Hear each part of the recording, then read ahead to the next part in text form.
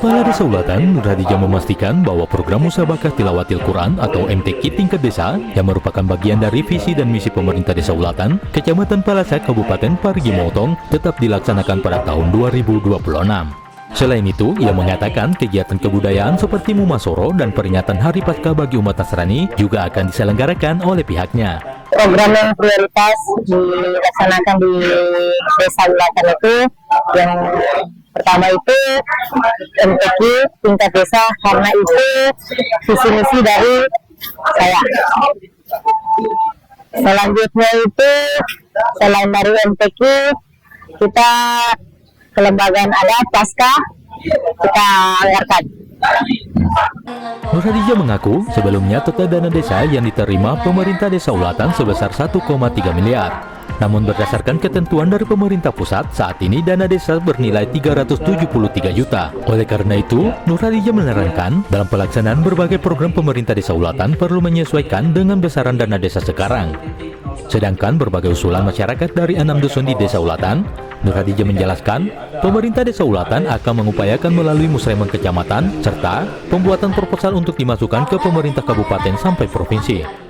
Sementara itu, Koordinator Kecamatan Pendamping Desa Abdul Ghafir menerangkan, pemerintah pusat kembali mempertegas arah kebijakan pembangunan desa melalui regulasi terbaru yang menekankan pada kinerja dan digitalisasi. Hal itu sejalan dengan terbitnya Permendes nomor 16 tahun 2025 yang mengatur tentang 8 prioritas program nasional di desa. Ia mengatakan bahwa pemerintah desa diberikan kewenangan untuk mengatur penggunaan anggaran sesuai dengan kebutuhan. Pemerintah desa juga dipersilahkan memilih program prioritas berdasarkan kewenangan lokal serta kemampuan anggaran yang dimiliki. Ghafir menambahkan, regulasi terbaru dari Kementerian Keuangan Republik Indonesia, pengelolaan keuangan desa lebih berbasis alokasi kinerja, sebab sebelumnya lebih menekankan pada aspek administrasi. Maka desa dituntut untuk menyusun draft rencana APBDes dengan target yang jelas dan capaian terukur sebagai indikator keberhasilan program. Kemudian yang kami lihat dari regulasi terbaru ini adalah desa lebih pada persoalan berbasis alokasi kinerja.